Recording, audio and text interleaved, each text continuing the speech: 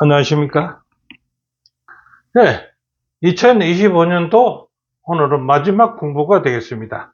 여호수아의 13번째 공부가 되겠습니다.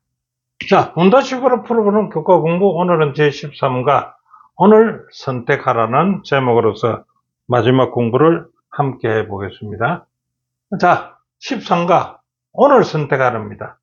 여호수아는요, 왜 언약 갱신의 의식을 주도했을까요? 주도한 이유가 있겠죠. 그건 이렇게 합니다. 고령이 된 여호수아는요, 이제는 나이가 많이 들어서 고령이 되었습니다. 자신의 시대가 이제 끝나간 것을 알고 있었습니다. 자, 그러자 이스라엘이죠. 인간 지도자가 이제 없습니다. 후계자를 선정 않았습니다. 오직 여호와를 유일한 왕으로 섬겨야 함을 분명히 각인시키기 위해서 여호수아는 언약 갱신을 시작합니다. 자, 여호수아는요, 24장에는요, 그 언약 갱신을 갖다 어떤 형식으로 체결하는지 한번 볼까요? 그 언약 갱신을 체결하는 관계는 관계 설정인데, 그 관계 설정을 어떤 관계 설정이냐 할 것 같다면 종주와 봉신의 관계. 그러면 여호수아께서 여호와께서 종주가 되셨고요, 하나님이 종주가 되시고요, 이스라엘은 봉신이 됩니다. 섬기는 신하가 된다입니다. 이러므로 계약을 맺는데 그 계약 조건이 7가지가 있다는 것입니다.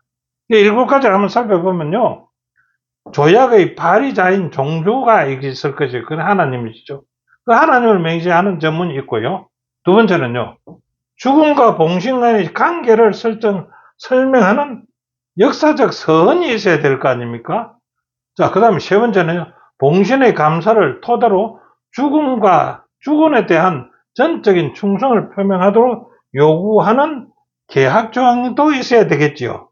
네 번째는요, 순종은요, 축복과 계약 위반에는 저주가 있다는 것도 기록이 되어야 되겠지요. 그 다음에 다섯 번째는 봉신의 세액에 대한 정인이 있어야 됩니다. 예. 여섯 번째는요, 장래의 확인을 위해서 문서가 있어야 되고, 그 문서를 보관하는 방법이 있어야 됩니다. 그 다음에 일곱 번째는 조약의 비준이 있어야 돼요. 이 조약에 대해서 자기들이 인정을 해줘야 된다. 그래야 비준이 되죠. 그것이 여호수아 24장 21절에 우리가 섬기리라라고 비준을 합니다.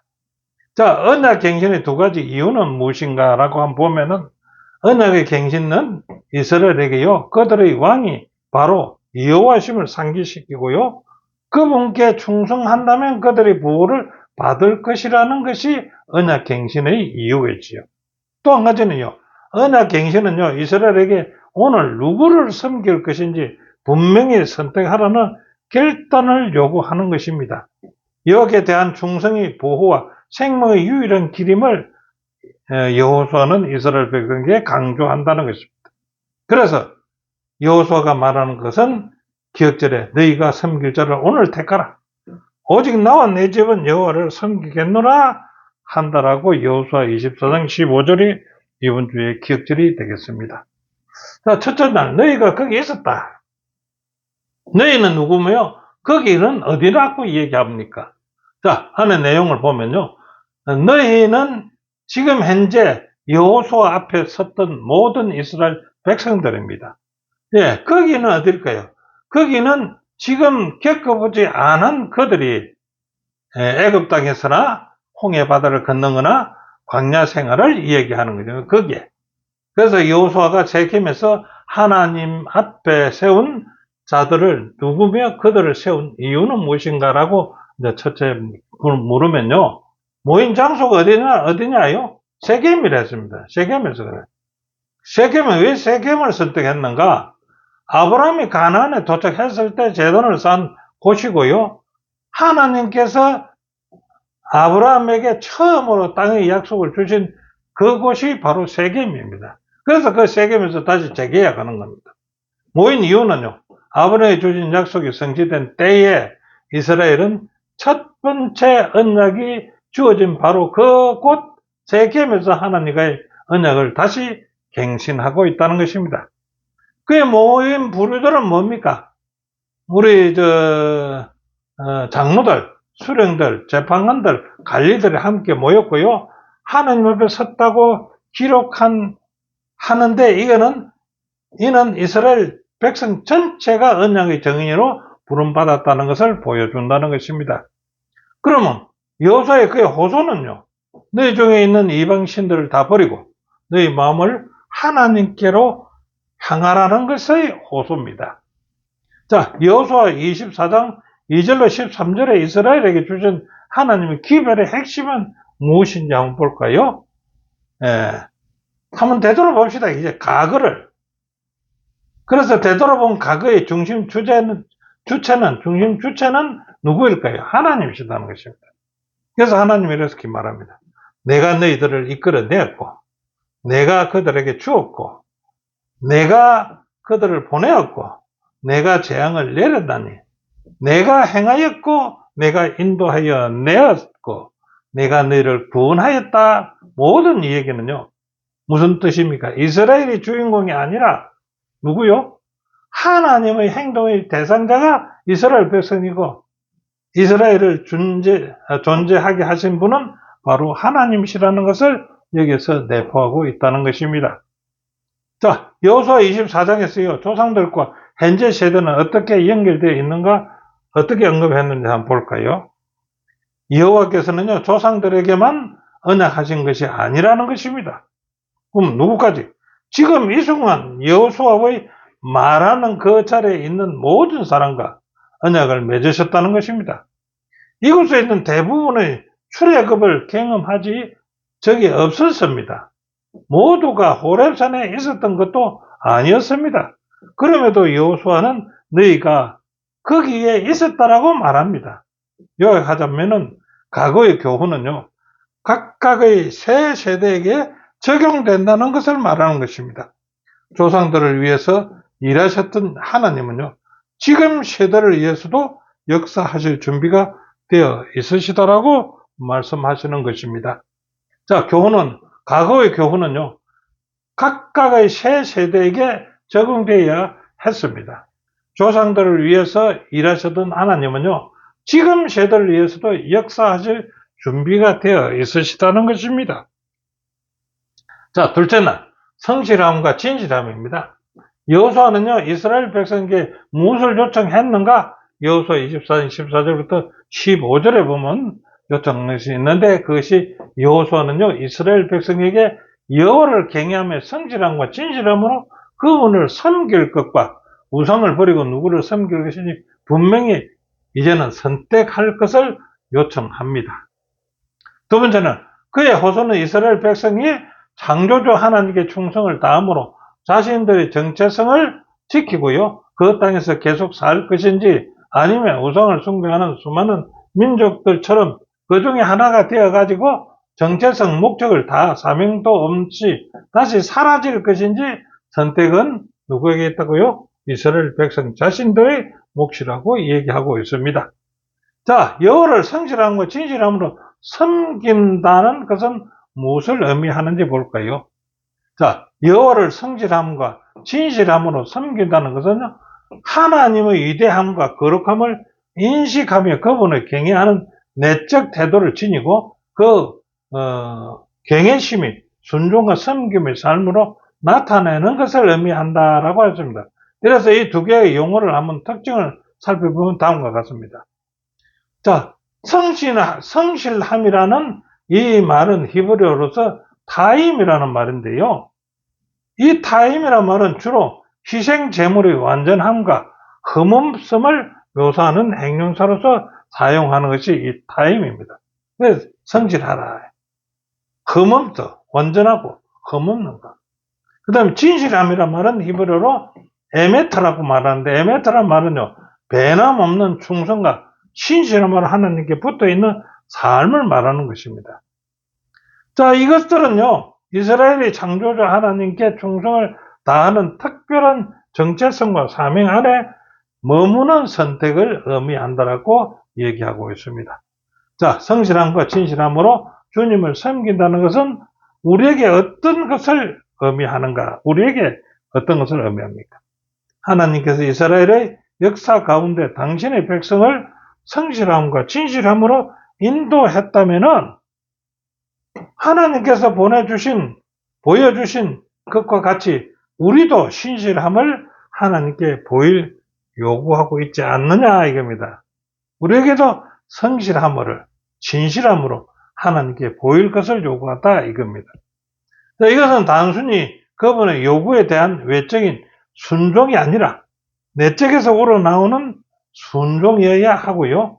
그들의 삶은 하나님께서 자신들을 위해 행하신 일에 대한 감사를 나타내야 한다고 합니다. 이것은요, 오늘날 우리도 예수님과 이런 관계를 맺어야 하는 것을 말한다라고 저자는 181페이지에 기록하고 있습니다. 자, 교훈은요, 하나님은 당신이 보내주신 것 같은 신실함을 백성들 역시 보일 것을 요구합니다. 이는 외적인 순종이나 내적인 일관성을 포함하는 관계를 맺어야 함을 말한다라고 기록하고 있습니다. 자, 셋째 날이요, 섬김의 자유입니다. 여호수아는 이스라엘 백성들에게 하나님을 어떻게 섬기도록 이끄는지 한번 볼까요? 첫째, 강요가 아닌 선택으로 하나님께로 이끕니다. 억지가 아닌 자유롭고요, 책임 있는 선택으로 섬기게 하는 것이 여호수아의 목적이었습니다. 두 번째는요, 은혜에 대한 자발적 응답이 있어야 된다는 것입니다. 은혜를 상기시키며 그에 대해 응답은 스스로가 결단하고 은혜에 대해서 응답하라는 것입니다. 네, 세 번째는요, 전인적이고 지속적인 섬김을 얘기합니다. 선택하라는 요청을 통해서 전심과 지속적 섬김을 촉구한다는 것입니다. 자, 여호수아의 호소에 대한 이스라엘의 응답은 무엇이었는가 한번 볼까요? 여기에 대한 응답은 여호수아 24장 16절부터 18절에 있는 말씀을 기준해 보면요, 그들은 여호와를 버리고 다른 신들을 섬기는 일은 결코 있을 수 없다라고 선언을 합니다. 그 이유는요, 출애굽과 광야에서 인도한 그 가나안 정복 과정에서요, 여호와께서 행하신 구원의 역사를 근거로 제시하면서 그렇게 말하는 것입니다. 두 번째는요, 여호와는 우리의 하나님이시니 우리가 그를 섬기겠다고 고백함으로 조상들의 하나님이 이제는 자기들의 하나님이심을 인정하고 전적으로 충성을 다짐하는 것이었습니다. 이스라엘 백성은요, 여호수아의 호소에 단호하게 긍정적인 신앙 고백으로서 그들은 응답을 했습니다. 자, 여호수아는 그들의 답변에요, 어떻게 응답했을까요?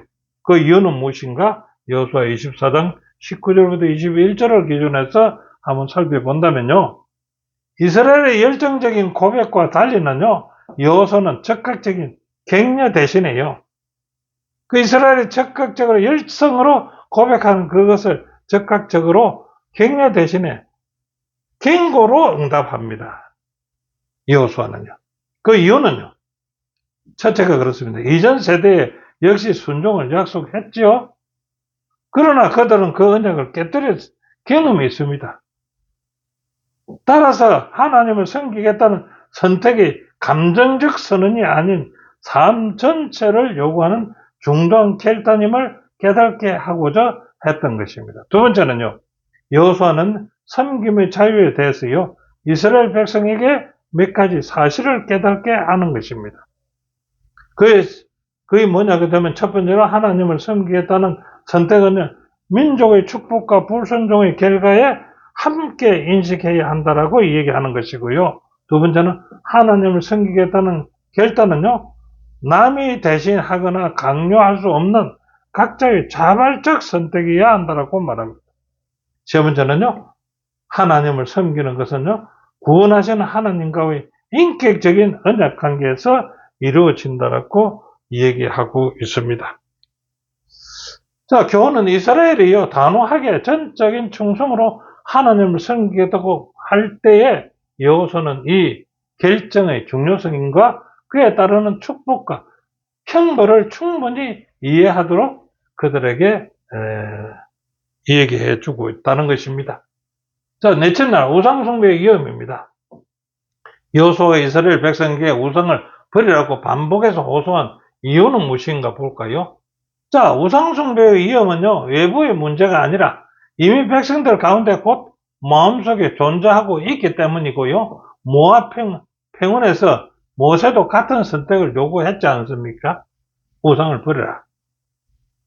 두 번째, 이스라엘은 여호와를 섬기겠다고 고백은 했지만 죄로 물든 인간의 마음은 본성적으로 하나님께 기울기보다는 쉽게 우상으로 행한다는 것입니다.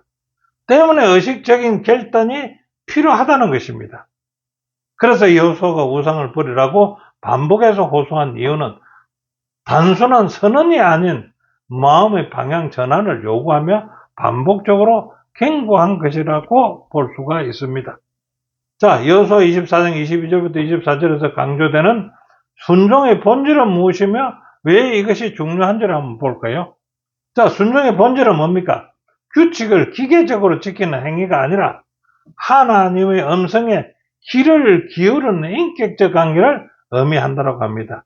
그의 목소리를 우리가 청중하리다 라고 고백한 것은 언약이 살아있는 관계임을 드러내는 고백이라고 볼 수가 있죠. 자, 순종의 본질. 두 번째는요, 순종은요, 율법주의가 아니라 믿음과 사랑 안에서 하나님과 지속적으로 교류하는 신앙이었으며, 참된 섬김은요, 외적 약속보다 실제 삶의 변화와 마음의 헌신으로 나타나야 함을 강조한다는 것입니다. 여호수아서의 결말이 여호수아의 명령 성취를 기록하지 않고 열린 결말로 남아있는 이유는 무엇일까요? 여호수아서의 열린 결말은요, 여호와를 섬기라는 요청이 한 세대의 순종으로 끝나는 사건이 아니라는 것입니다. 각 세대가 현재에 새롭게 응답해야 할 부르심을 강조하기 위함이었다. 그래서 결말을 어떻게 합니까? 열린 결말이라고 이렇게 얘기합니다. 자, 여호와를 섬기라는 여호수아서의 중심 호소는 여호수아의 세대에 국한되지 않으며, 이 말씀은 다시 읽고 듣는 모든 시대, 우리 이 세대도 하나님 백성들을 향한 지속적인 요구이다. 여호수아의 호소는 오늘 우리에게도 적용이 된다는 것입니다. 자, 교훈은 죄로 물든 마음은요, 하나님 음성에 귀 기울이지 않기에 우리는 의식적 결단이 필요하다는 것입니다. 율법주의 규정이 아닌 구조와 나누는 끊임없는 교류가 필수적이다라고 말하고 있습니다. 자, 다섯째 날요, 성공적인 마지막입니다. 여호수아서의 결말에서 여호수아, 엘르아살, 요셉의 장례를 함께 기록한 의도는 무엇일까요? 이제 가나안에 들어와서 이 세 분의 장례식을 합니다. 이 세 장례는요, 이스라엘이 유랑 생활을 이제는 끝내고 약속의 땅에 정착했음을 보여준 것이죠. 두 번째는 지도자들의 유해를 그 땅에 묻는 행위는요, 하나님의 약속이 성취되었음을 증명하는 하나의 표가 된다 이겁니다. 이는 광야의 삶과 가나안에서의 삶을 분명히 대조하며 동시에 언약의 역사가 한 세대의 이야기가 아님을 증거하는 것이다라고 이야기합니다. 자, 여호수아서의 결론은 과거의 성취와 미래의 책임을 어떻게 함께 제시하는가 본다면, 이 책의 결론은요, 결론 부분은요, 조상들에게 주신 약속이 성취되었음을 증명하면서 과거의 더 큰 얘기와 연결시킴과 동시에 미래를 향한 길을 열어놓는다, 이 말입니다. 열어놓는다. 자, 그에게 주어진 책임은요, 그 땅을 지키고 미완의 과업을 계속해야 할 책임을 그들에게 남긴다는 것입니다. 세 번째는 성취는 곧 끝이 아니라 새로운 출발점이라는 것입니다. 하나님의 신실하심은 미래 세대의 충성을 요구하고 있다는 것입니다. 세 번째는 여호수아서가 다음 세대에게 던지는 가장 본질적인 질문과 그 의미는 무엇인지 알아볼까요? 자, 핵심 질문은요, 다음 세대도 여호와께 충성할 것인가? 이다. 여호수아의 세대는 신실했지만 신앙은 자동으로 개성되는 것이 아니거든요. 그래서 각 세대는 스스로 선택해야 한다는 것입니다. 그들의 성공은요, 일상 속에서 어떤 성질의 답을 내놓는지 받는 바 사명을 지속적으로 감당하는 삶을 사는지, 그리고 자신들이 물려받은 진리를 일상 속에서 어떻게 실천하느냐에 달려있다라고 볼 수가 있습니다. 그것이 성공의 마지막 사항이라고 봅니다. 자, 교훈은 이렇게 말합니다. 여호수아가 던졌던 동일한 질문을 자신에게 해 보아야 한다. 오늘 우리에게도 해봐야 돼요. 성공은 그 질문에 일상 속에서 어떻게 답하며 물려받은 진리를 어떻게 적용하는지에 달려있다라고 말합니다. 자, 오늘 공부는 여기까지인데요. 오늘 이번 주에 공부한 것을 결론을 한번 요약해 본다면 이렇게 볼 수 있습니다. 첫 번째, 셰켐에서 조상들과 한 세대는요, 하나로 다루어지며 언약을 맺는다. 과거의 교훈은요, 새 세대에게 적용돼야 하는 것으로 봅니다. 두 번째는 조상들을 위해 일하셨던 하나님은요, 오늘날 우리를 위해서도 역사하실 수 있으시다는 것입니다. 세 번째요, 하나님은 우리가 당신의 위대함을 깨닫고 순종하며 섬기는 삶으로 이어지길 원하신다는 것입니다. 네 번째는 우리는 자유롭게 그분을 섬길 것을 선택할 수는 있지만요, 그 일의 중요성을 충분히 이해해야만 한다는 것입니다. 다섯 번째는요, 언약은 주님과 살아있는 관계이며 이를 위해서 우상을 멀리하는 의식적 결단이 요구된다라고 말하고 있습니다. 여섯 번째는요, 백성들을 그렇게 이끌고 사는 날 동안 여호와를 섬긴 여호수아의 삶은요, 오늘 우리가 본받아야 할 삶의 모본이 아니겠느냐라고 결론을 얘기해 줍니다. 자, 오늘 공부는 여기까지입니다. 함께 공부하신 여러분 대단히 감사합니다. 이제 25년도는 저물어 갑니다. 2026년도에 다시 뵙겠습니다. 안녕히 계십시오.